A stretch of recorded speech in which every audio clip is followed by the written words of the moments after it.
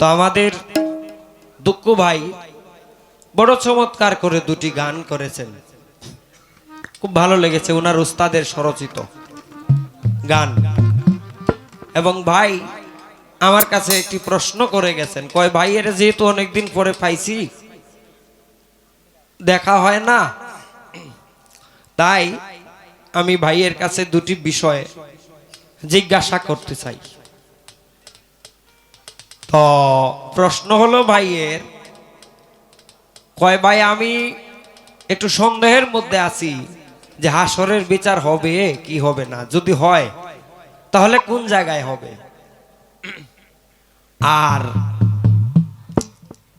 হাসরের দিন আল্লাহ পাক রব্বুল আলামিন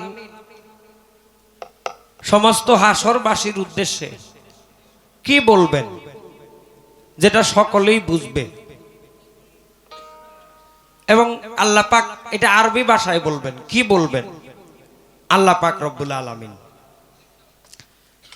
তো হাসরের বিচার হবে আপনি নিঃসন্দেহে থাকেন, এটা হাদিস কুরআন দ্বারা স্বীকৃত, হাসরের বিচার হবে। কিভাবে হবে, এটা লজিক কি, এটা বললে একটু সময়ের দরকার।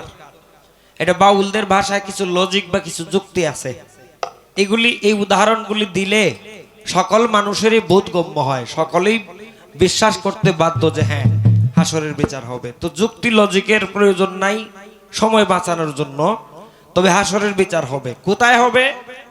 এই দুনিয়াতেই হবে। তো আপনারা প্রশ্ন করতে পারেন যে এই দুনিয়া তো ধ্বংস হয়ে যাবে। হ্যাঁ, এই দুনিয়া ধ্বংস হবে, ধ্বংস হয়ে জলময় অবস্থায় থাকবে 40,000 বছর। 40,000 বছর পরে আল্লাহ পাক রব্বুল আলামিনের হুকুমে একটি বালুর কণা ভাসবে, একটি বালুর কণা থেকে 70টা হবে, এইভাবে বাড়তে বাড়তে বিশাল বড় এক ফিল্ড, বিশাল বড় এক মাঠ তৈরি হবে। কোন কোন রিওয়ায়াতে আছে যে এখন পৃথিবীটা যতটুকু বড় আছে এর চেয়ে 40 গুণ বা 70 গুণ বড় একটা মাঠ হবে। তারপরে আল্লাহ পাক ইসরাফিল আলাইহিস সালামকে তার কুদরতে জিন্দা করবেন এবং তিনি বলবেন যে তুমি আবার তোমার সিংহায় ফুঁক দাও।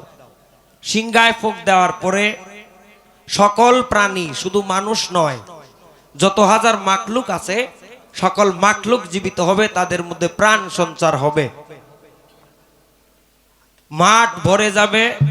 তবে আল্লাহ পাকের যে বিচারকের আসন, আল্লাহ পাকের যে সিংহাসন, এটা কোথায় থাকবে, এটা নিয়ে হাদিস শরীফে আলোচনা আছে। বর্তমানে যেখানে খানায়ে কাবা উপস্থিত কাবা শরীফ, এই কাবা শরীফ যে জায়গায় আছে এই জায়গায় আল্লাহ পাকের সিংহাসন থাকবে, এইখানে তিনি কাজী হয়ে বসবেন, বিচার হবে। তো আল্লাহ পাক মানুষের উদ্দেশ্যে কি বলবেন? আল্লাহ পাক মানুষের উদ্দেশ্যে একটা ভাষণ দিবেন। হযরত বড় পীর আব্দুল কাদের জিলানী রহমতুল্লাহ আলাইহি তিনি তার নিজের লিখিত এক কিতাবে লিখেছেন যে আল্লাহ পাক রব্বুল আলামিন হাসরের দিন যখন ওয়াহিদুল কাহার বলে হুঙ্কার দিবেন, একমাত্র রসুল এবং আহলে বাইতে রসুল, ওলি আল্লাহগণ ছাড়া আর যত মানুষ আছে আল্লাহর হুঙ্কারটার মধ্যে আতঙ্কে ভয়ে বেহুশ হয়ে থাকবে, বেহুশ হয়ে যাবে। এই বেহুশ অবস্থায় 40 দিন চলে যাবে, 40 দিনের ভিতরে হাসর মাঠে কোনো রব উঠবে না, কেবলমাত্র রাসূলুল্লাহ এবং আহলে বাইতে রাসূল যারা কামেল মুকাম্মেল ওলি আল্লাহ যারা, তাদের ভিতরেই কেবলমাত্র চৈতন্য ভাব থাকবে, হুঁশ থাকবে। এছাড়া আমার মতো আপনার মতো সাধারণ মানুষ যারা, তারা আল্লাহ পাকের হুঙ্কারটা শোনার পরেই বেহুশ হয়ে যাবে, 40 দিন যাবে বেহুশ অবস্থায়।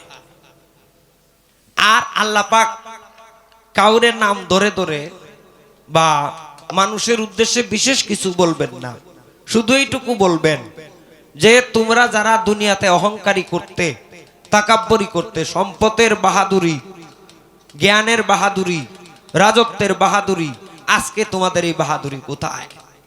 আজকে আমি আল্লাহই একমাত্র কর্তা, আমার কর্তৃত্ব ব্যতীত, আমার অহংকার ব্যতীত কারো কোনো অহংকার নাই। আর এটাও জেনে রাখো আমি আল্লাহ কাহার, কারো প্রতি বেইনসাফ করব না। আজকে আমি সাধারণত কারো উপরে রহম করব না। এই যে রহম করব না, এই শব্দটা শোনার পরেই সকলেই বেহুশ হয়ে যাবে। যাই হোক, এটা এখানে রেখে দিলাম। এখন আজকে 2টা বা 2:30টার মধ্যে খেয়ে আমরা সেহরিকে পবিত্র রমজানের রোজা পালন করব। তাই এই রোজার প্রসঙ্গে একটি গান দিয়ে আমি আমার আসরের প্রথম পর্বটা শেষ করি। ধন্যবাদ।